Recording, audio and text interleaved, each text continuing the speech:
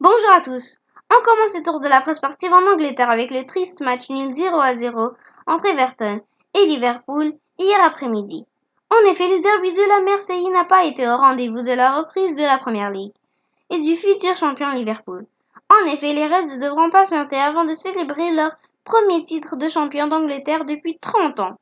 Et comme le hasard fait bien les choses, le Daily Mirror fait sa une sur la possibilité que Liverpool soit sacré sur la pelouse de Manchester City, le champion sortant. Cela pourrait se produire dès le 2 juillet prochain, à l'occasion de la 32e journée de Premier League. Tout un symbole est une passion de pouvoir entre les deux clubs. On passe à la deuxième actualité, maintenant. La presse catalane enrage véritablement sur la VAR et estime que le club merengue est favorisé pour le titre de champion. Pour Mundo Deportivo, c'est une victoire fabriquée à Madrid. Le Real prend bien la tête, mais c'est après un triomphe basé sur 3 décisions d'arbitrage discutables, estime le journal Pro Barça.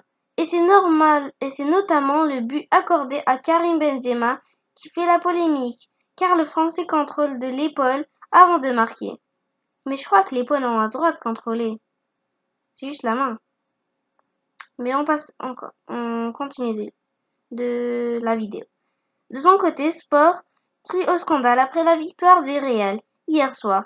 Madrid est le leader du VAR et non de la Liga. Le journal catalan évoque carrément un scandale à Anoeta. À 8 journées de la fin du championnat, le Barça lui remportait la Liga. Rien n'est encore joué, mais la victoire madrilène passe à mal à Barcelone, alors que cette semaine, Gerard Piqué avait déjà ciblé l'arbitrage.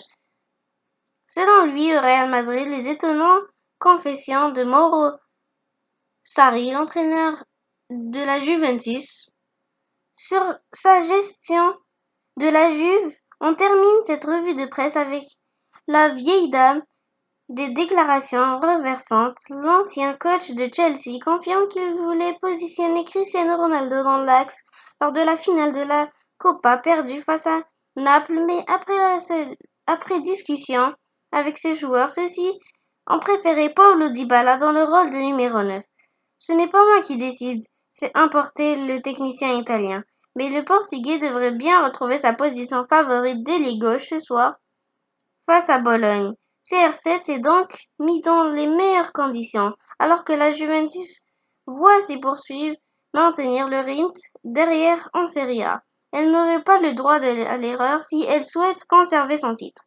Bon, c'est tout pour cette actualité, ces actualités. Si vous avez aimé, n'hésitez pas à liker, commenter, partager dans tous les réseaux sociaux et surtout abonnez-vous et activez la cloche de notification pour rater aucune vidéo. Bye!